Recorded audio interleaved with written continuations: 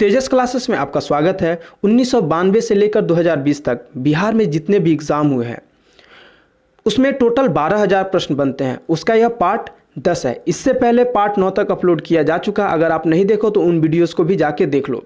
इसको हम लोग वन लाइनर के तर्ज पे क्विक रिवीजन की तरह देखेंगे। अगर आप बीपीएससी, बिहार दरोगा mains, Bihar SSC inter level mains, enforcement दरोगा, अमीन, एएसआई स्टेनो, बीएसएससी थर्ड सीजल या बिहार पुलिस, इन सब एग्जामों को देने जा रहे हो, इनका प्रिपरेशन करने जा रहे हो, तो ये वीडियो आपके लिए अमृत की तरह है। यह वीडियो रोज रात को 8 बजे अपलोड कर दिया जाता है। आप आके रेगुलर इस पर विजिट कर लिया करो। आगे बढ़ने से पहले दो बातें। पहला तो आपको पीडीएफ के लिए टेलीग्राम चैनल ज्वाइन करना पड़ेगा। प्रत्येक 500 के बाद मैं पीडीएफ को अपलोड करता हूं, यानी 500 प्रश्न हो जाने के बाद ही मैं पीडीएफ एक बार उसमें डाल देता हूं। तो आप लोग ज्वाइन करके रहो, क्योंकि मॉक टेस्ट है तो उन सब पीडीएफ के लिए आप ज्वाइन कर लो। आज का पहला प्रश्न है, अगस्त 1932 ईस्वी के रैमजे मैकडोनाल्ड के सांप्रदायिक पंचायत के द्वारा पहली बार एक पृथक निर्वाचन समूह किसके लिए बनाया गया? तो यह अछूतों के लिए बनाया गया था, हरिजनों के लिए। अगला प्रश्न है, हिंदुस्तान सोशलिस्ट रिपब्लिकन आर्मी के संस्थापक नेता कौन थे? तो ये भगत सिंह थे। देखो, ये अछूतों के लिए बनाया गया था, इसमें मेरा कोई योगदान नहीं है, क्योंकि मैं जैसा ऑप्शन था मैं उसी को कॉपी कर लिया हूँ। ठीक है, ये ऑप्शन ही अछूतों के लिए आया था, तो इसके लिए माफ़ी। अगर आप लोग को बुरा लगे तो उसके लिए मैं माफ़ी चाहता हूँ। अगला प्रश्न है, पूर्ण स्वराज का प्रस्ताव लाहौर कांग्रेस में कब पारित किया गया था? तो यह 1929 ईस्वी में पारित किया गया था। अगला प्रश्न है, वंदे मातरम गीत किसने लिखा था? तो वंदे मातरम गीत बंकिम चंद्र चटर्जी के द्वारा लिखा गया था। अगला प्रश्न है, भारतीय राष्ट्रीय कांग्रेस की स्थापना किसने की थी? तो भारतीय राष्ट्रीय कांग्रेस की स्थापना एओ ह्यूम ने की थी। अगला प्रश्न है, भारतीय राजनीति में सन 1947 के बाद किस महिला ने सर्वाधिक योगदान दिया? तो यह अरुणा असफ अली ने सर्वाधिक योगदान दिया था। अगला प्रश्न है, गांधी जी ने सविनय अवज्ञा आंदोलन का आह्वान कब किया? तो यह 1930 ईस्वी में किया था। अगला प्रश्न है, कैबिनेट मिशन योजना में कौन प्रस्तावित नहीं था? तो कैबिनेट मिशन योजना में पाकिस्तान का निर्माण प्रस्तावित नहीं था। अगला प्रश्न है, बंगाल विभाजन के विरोध में छेड़ा गया आंदोलन कौन था? तो यह स्वदेशी आंदोलन था। आगे बढ़ने से पहले एक इंपॉर्टेंट नोटिस है। देखो यार, मैं अभी तक ठीक नहीं हुआ, क्योंकि मेरी तबीयत 2-3 दिनों से खराब चल रही है, और मुझे मैथ और रीजनिंग के लिए मुझे बोर्ड पर आना पड़ेगा, क्योंकि मैं सारे प्रश्न को बोर्ड पर लिख के एक बार मैं उसका सोल्यूशन बोर्ड पर देना चाह रहा था। ये लैपटॉप से और मोबाइल से वीडियो नहीं बन पा रहा है, इसके लिए मैं माफ़ी चाहता हूं। मैं दोपहर तक भी कमेंट किया हूं कि आज ये वीडियो दूंगा, बट क्या है कि मैं अभी भी बोर्ड के सामने आने में सक्षम नहीं हूं, क्योंकि तबीयत उतनी अच्छी नहीं है। खड़ा होने में अभी भी उतना ठीक नहीं लग रहा है, इसलिए वीडियो आपको आज नहीं मिलेगा, आजकल नहीं मिलेगा।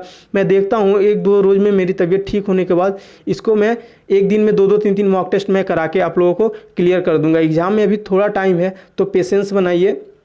मैं एक एक चीज़ आपको करा दूंगा, कुछ भी नहीं छूटने वाला आपका। उसके लिए एक सॉरी मेरे तरफ से।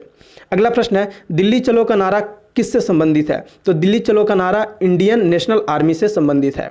अगला प्रश्न है, चंपारण सत्याग्रह के दौरान गांधी जी पर मुकदमा कहाँ चलाया गया? तो यह मोतिहारी में चलाया गया था। अगला प्रश्न है, 1921 में गांधी जी ने पटना में किसका उद्घाटन किया था? तो बिहार विद्यापीठ का उद्घाटन किया था। अगला प्रश्न है, बिहार में बिहपुर की घटना किससे संबंधित है? तो बिहपुर की घटना भारत छोड़ो आंदोलन से संबंधित है। अगला प्रश्न है, बिहार छात्र को किसने संगठित किया? तो राजेंद्र प्रसाद के द्वारा यह संगठित किया गया था। अगला प्रश्न है, सदाकता आश्रम की स्थापना किसने की थी? तो ये मजहरुल हक के द्वारा किया गया था। अगला प्रश्न है, स्वामी सहजानंद किसके नेता थे? तो यह किसानों के नेता थे। अगला प्रश्न है, भारत छोड़ो आंदोलन के क्रम में 11 अगस्त 1942 को पटना में पुलिस गोलीकांड में मरने वाले छात्रों की संख्या कितनी थी? तो ये 7 थी। अगला प्रश्न है, बिहार में आज़ाद दास्ता कब सक्रिय रहा? तो बिहार में आज़ाद दास्ता भारत छोड़ो आंदोलन के दौरान सक्रिय रहा था। अगला प्रश्न है, बिहार के पहले राज्यपाल कौन थे? तो बिहार के पहले राज्यपाल जयराम दास दौलत राम थे। अगला प्रश्न है, उड़ीसा बिहार से कब पृथक हुआ? तो उड़ीसा बिहार से 1936 में पृथक हुआ। अगला प्रश्न है, भारतीय संविधान की जिस धारा के अनुसार विधानसभा का गठन हुआ वह कौन सा धारा है? तो यह 170 है। अगला प्रश्न है, पटना उच्च न्यायालय की स्थापना कब हुई थी? तो पटना उच्च न्यायालय की स्थापना 1916 ईस्वी में हुई थी। अगला प्रश्न है, झारखंड क्षेत्र स्वशासी परिषद का गठन कब हुआ? तो यह 1955 ईस्वी में हुआ था। अगला प्रश्न है, भारत में सामुदायिक विकास कार्यक्रम का आरंभ कब हुआ था? तो यह प्रथम पंचवर्षीय योजना काल में आरंभ हुआ था। अगला प्रश्न है दामोदर घाटी निगम की स्थापना कब हुई थी? तो दामोदर घाटी निगम की स्थापना 1948 ईस्वी में हुई थी। अगला प्रश्न है भारतीय संविधान में संशोधन किस धारा के अनुसार होती है? तो यह धारा 368 के अनुसार होती है। अगला प्रश्न है 1950 में भारत की योजना आयोग का गठन किसके आदेश पर हुआ था? तो यह सरकारिया आदेश के आयोग पे हुआ था। अगला प्रश्न है भारत में सर्वाधिक संख्या में श्रमिक किस क्षेत्र में है? तो भारत में सर्वाधिक संख्या में जो श्रमिक है वह सूती वस्त्र उद्योग में है। अगला प्रश्न है दुर्गापुर, भिलाई तथा राउरकेला इस्पात कारखानों की स्थापना कब हुई? तो यह द्वितीय पंचवर्षीय योजना के अंतर्गत हुई थी। अगला प्रश्न है भारत में सबसे पुराना बृहत्तर उद्योग क्या है? बृहत्तर मतलब सबसे बड़ा, तो यह सूती वस्त्र का उद्योग है। अगला प्रश्न है पृथ्वी के गुलाब का 70%, पृथ्वी के गोलार्ध का 70% से अधिक भाग किससे घिरा हुआ है? तो यह जल से घिरा हुआ है। अगला प्रश्न है टॉर्नेडो पृथ्वी का एक भयंकर आंधी है जो मुख्यतः कहाँ उठती है? तो यह अमेरिका में उठती है। अगला प्रश्न है पृथ्वी की छत कहाँ स्थित है? तो पृथ्वी की छत तिब्बत पठार में स्थित है, जिसको पामीर का पठार भी बोला जाता है। अगला प्रश्न है हिमालय पर्वत जिन समांतर पेटियों में विभाजित है उनके क्या नाम है? तो बृहत हिमालय, लघु हिमालय एवं शिवालिक। अगला प्रश्न है हिमालय पर्वत की उत्पत्ति किससे संबंधित है? तो नवीन ब्लैकरी जो इसको वलय पर्वत बोलते हैं पर्वत समूह से। अगला प्रश्न है भारत की काली मिट्टी का क्षेत्र किस लिए प्रसिद्ध है? तो यह कपास के लिए प्रसिद्ध है। अगला प्रश्न है सिद्धि जनजाति कहाँ पाई जाती है? तो सिद्धि जनजाति गुजरात में पाई जाती है। अगला प्रश्न है छोटा नागपुर का पठार मुख्यतः किससे निर्मित है? तो छोटा नागपुर का पठार आर्कियन ग्रेनाइट द्वारा निर्मित है। अगला प्रश्न है लोकसभा अध्यक्ष के पद पर चुने गए प्रथम दलित कौन थे? तो यह जीएमसी बालयोगी थे। अगला प्रश्न है गोल्डन जुबली अकाई कप का संबंध किससे है? तो यह क्रिकेट से है।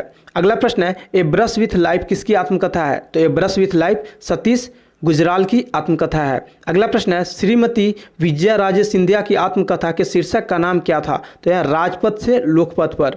अगला प्रश्न है हड़प्पा नदी किस पर स्थित है? तो हड़प्पा रावी नदी के तट पे स्थित है। अगला प्रश्न है नर्तकी की कांस्य मूर्ति किस स्थल पर प्राप्त हुआ था? तो यह मोहनजोदड़ो से प्राप्त हुआ था। अगला प्रश्न है किस धातु का प्रयोग प्रथम बार हुआ? तो तांबा का प्रयोग प्रथम बार हुआ था। अगला प्रश्न है अष्टाध्यायी किसने लिखी है? तो अष्टाध्यायी पाणिनि के द्वारा लिखा गया था। अगला प्रश्न है अभिज्ञान शकुंतलम किसने लिखा है? तो अभिज्ञान शकुंतलम कालिदास के द्वारा लिखा गया है। अगला प्रश्न है भारत छोड़ो आंदोलन का संगठन किस वर्ष में किया गया था? तो यह सन 1942 ईस्वी में किया गया था, 8 अगस्त 1942 को। अगला प्रश्न है पहला परमाणु बम कहाँ गया था? तो पहला परमाणु बम हिरोशिमा पर गिराया था और दूसरा नागासाकी पे। आपको इसका डेट कमेंट करना है। अगला प्रश्न है सॉकर खिलाड़ी रोनाल्डो किस देश के नागरिक है? तो यह ब्राजील के नागरिक हैं। अगला प्रश्न है मेगास्थनीज भारत कब आया था? तो मेगास्थनीज भारत चंद्रगुप्त मौर्य के शासनकाल में आया था। अगला प्रश्न है कालीबंगा कहाँ स्थित है? तो कालीबंगा राजस्थान में स्थित है। अगला प्रश्न है अजंता की गुफाएं कहाँ स्थित है? तो अजंता की गुफाएं महाराष्ट्र में स्थित है। अगला प्रश्न है वर्धमान महावीर का जन्म स्थान कहाँ है? तो वर्धमान महावीर का जन्म स्थान कुन्नर ग्राम में है। अगला प्रश्न है दक्षिण भारत का सर्वाधिक प्राचीन एवं समृद्ध भाषा कौन सी है? तो यह तमिल है। अगला प्रश्न है कपास की खेती के लिए सर्वोत्तम मिट्टी कौन सी है? तो कपास की खेती के लिए जो सर्वोत्तम मिट्टी है वो है काली मिट्टी। अगला प्रश्न है बृहत संहिता का रचयिता कौन था? तो बृहत संहिता का रचयिता वराह मिहिर थे। अगला प्रश्न है रजत रंगिनी किनके द्वारा लिखी गई थी? तो यह कल्हन के द्वारा लिखी गई है। अगला प्रश्न है टेहरी बांध कहाँ स्थित है? तो टेहरी बांध आपको उत्तर प्रदेश में स्थित है, उत्तर प्रदेश बोल रहा हूँ, उत्तराखंड में स्थित है। अगला प्रश्न है राष्ट्र संघ दिवस कब मनाया जाता है? तो राष्ट्र संघ दिवस 24 अक्टूबर को मनाया जाता है। अगला प्रश्न है डेविस कप किससे संबंधित है? तो डेविस कप का संबंध लॉन्ग टेनिस से है। अगला प्रश्न है चीनी यात्री ह्वेनसांग भारत कब आया था? तो ह्वेनसांग हर्षवर्धन के राज्यकाल में भारत आया था। अगला प्रश्न है अंकोर वाट का विशाल विष्णु मंदिर कहाँ स्थित है? तो अंकोर वाट का जो विशाल विष्णु मंदिर है वो कंबोडिया में स्थित है। अगला प्रश्न है सांची के स्तूप का निर्माण किसने कराया था? तो यह अशोक ने कराया था। अगला प्रश्न है हार्ट ऑफ इंडिया पुस्तक के लेखक कौन है? तो यह मार्क टुल्ली है। अगला प्रश्न है गामा किरणें क्या है? तो गामा किरणें उच्च ऊर्जा वाली विद्युत चुंबकीय तरंगें हैं। अगला प्रश्न है किसका अधिक विभाजन नहीं किया जा सकता है? तो यह परमाणु का जो है अधिक विभाजन नहीं किया जा सकता है। अगला प्रश्न है एक उत्प्रेरक क्या कर सकती है? तो एक उत्प्रेरक क्या है? रासायनिक प्रतिक्रिया को दर को घटाया बढ़ा सकती है। अगला प्रश्न है पित्त का उत्सर्जन किससे होता है? तो पित्त का उत्सर्जन यकृत द्वारा होता है। अगला प्रश्न है, कॉपर सल्फेट का घोल जल में क्या करता है? तो कॉपर सल्फेट का घोल लिटमस कागज पर कोई प्रभाव नहीं रखता है। अगला प्रश्न है, एसिटिक अम्ल एक कमजोर अम्ल क्यों है? तो क्योंकि इसका अमोनियम क्योंकि इसका आयोनियन निम्न है। अगला प्रश्न है, चित्र खींचने में जिस धातु के हैलाइड का प्रयोग किया जाता है वह कौन है? तो यह चांदी है। अगला प्रश्न है, तांबे की मिश्र धातु क्या है? तांबे की मिश्र धातु पीतल है। अगला प्रश्न है, हृदय रोगियों को अधिक मात्रा में क्या नहीं लेना चाहिए? तो हृदय रोगियों को अधिक मात्रा में वसा नहीं लेना चाहिए। अगला प्रश्न है, जर्मन सिल्वर में क्या सम्मिलित होता है? तो जर्मन सिल्वर में Cu, Zn और निकेल, कॉपर, जिंक और निकेल सम्मिलित होता है। अगला प्रश्न है, सीसा संचायकों का प्रयुक्त अम्ल क्या होता है? तो सीसा संचायकों का जो प्रयुक्त अम्ल होता है वो H2SO4। अगला प्रश्न है, किस विटामिन में कोबाल्ट होता है? तो कोबाल्ट विटामिन B12। इसका रासायनिक नाम आपको कमेंट करना है और इससे होने वाले रोग का भी नाम आपको कमेंट करना है। पृथ्वी का भूपटल में सर्वाधिक कौन सी तत्व है? तो यह ऑक्सीजन तत्व होता है। अगला प्रश्न है, जीव विज्ञान का पिता किन्हें कहते हैं? तो जीव विज्ञान के पिता अरस्तु को कहते हैं। अगला प्रश्न है, सबसे विशाल जीवित स्तनपायी कौन सी है? तो इसको नीली व्हेल को बोलते हैं। अगला प्रश्न है, कुशल स्थानीय स्वशासन के लिए विख्यात दक्षिण भारत का राजवंश कौन था? तो यह चोल वंश था। अगला प्रश्न है, कला की गंधार शैली की उत्पत्ति कब हुई थी? तो यह कनिष्क के राजकाल में कला की गंधार शैली की उत्पत्ति हुई थी। अगला प्रश्न है, उच्च शिक्षा के केंद्र वल्लभी कहाँ स्थित है? तो उच्च शिक्षा का केंद्र जो वल्लभी था वो गुजरात राज्य में स्थित है। अगला प्रश्न है, अपनी राजधानी को दिल्ली से दौलताबाद कौन ले गया था? तो यह मोहम्मद तुगलक लेके गया था। अगला प्रश्न है, सिंदरी किसके लिए प्रसिद्ध है? तो सिंदरी उर्वरक उत्पादन के लिए प्रसिद्ध है। अगला प्रश्न है, पृथ्वीराज रासो किसने लिखा है? यह चंद्रवरदाई के द्वारा लिखा गया पुस्तक है।